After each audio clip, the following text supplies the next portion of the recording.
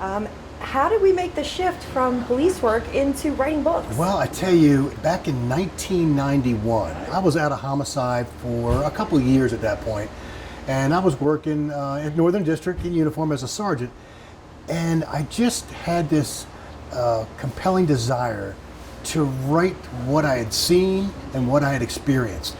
Being in homicide, you get so close to your victims families.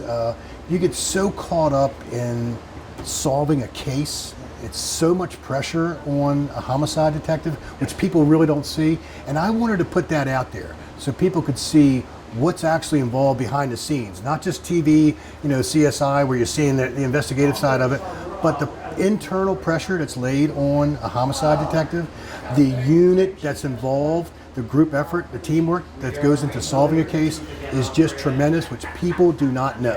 I started this project over 20 years ago, and I wrote 30 pages, double-spaced, and I just got overwhelmed. I just didn't know. I had so much stuff in my head, I didn't know if I could how to get it all out on paper. So I reached out to some professionals in the writing world. You have to learn how to write dialogue between two people, and the grammar that goes along with that, where to put the apostrophes and the quotes and all that good stuff. And then I had to learn how to write really specific, how to describe you in 2 sentences, how to describe this whole place in 2 sentences or 3 sentences. But that should have been the easy part for you, because as a police officer, those are the kind of details that you're looking for when you go onto a scene. Yep, and what I did is I literally put myself, I had my little flashback, I put myself back in that homicide scene or in that home doing a death notification, and I just relived it. I did reach out to Roger Simon, who wrote Homicide: Life on the Streets, and he contacted me. He was filming in Baltimore City, and my brother, who happened to be an extra on his set, had him call me. And he called me because I was a cop.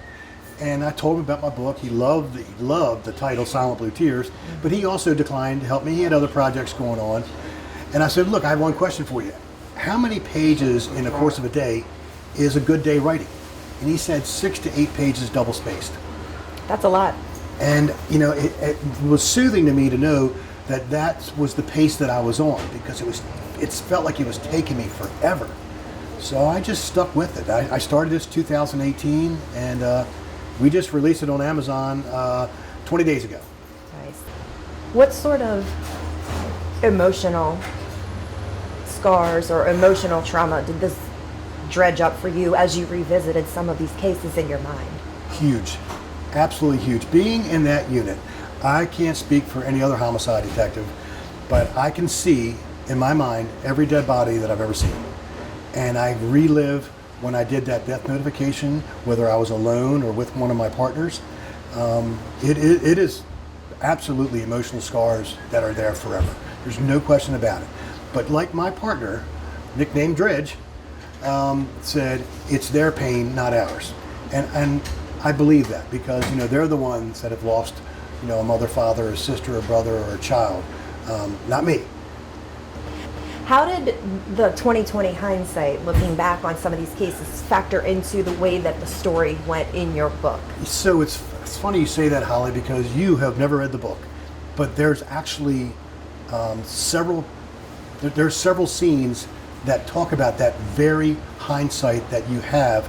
Did I do this correctly? Did I do this right? Did I do this wrong? Could I have done this better? There's actually a very graphic scene, and granted it's fiction, but there's a very graphic scene in there that really touches in my inner self.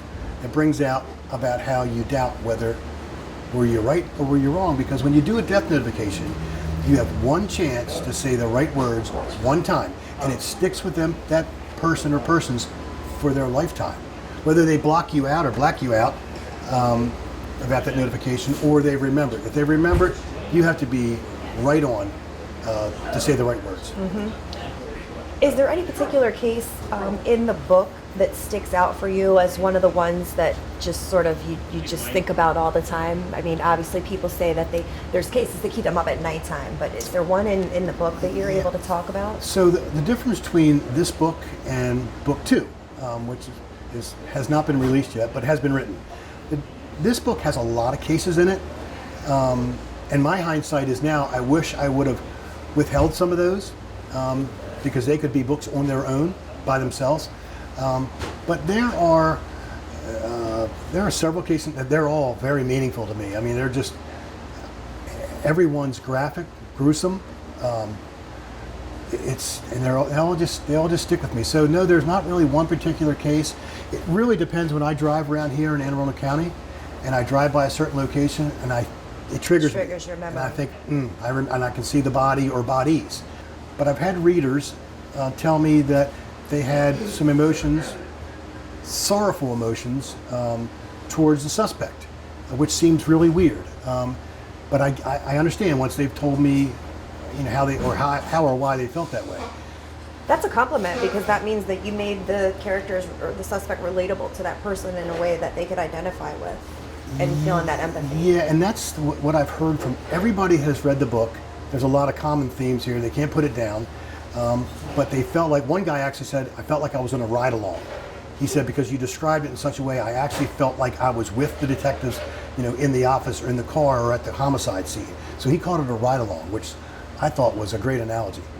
There's a couple ways to find the book. RonBatemanBooks.com. If you go to my website, you just click on the book and it takes you right to Amazon. Or you can just go to Amazon and type in Silent Blue Tears by Ron Bateman, and then it'll automatically pop up. And then you click on the book. It's $9.99. I think they have it for the Kindle, and it's $12.99 for paperback. All right. Thank you very much. Cool. Thank you. Very great.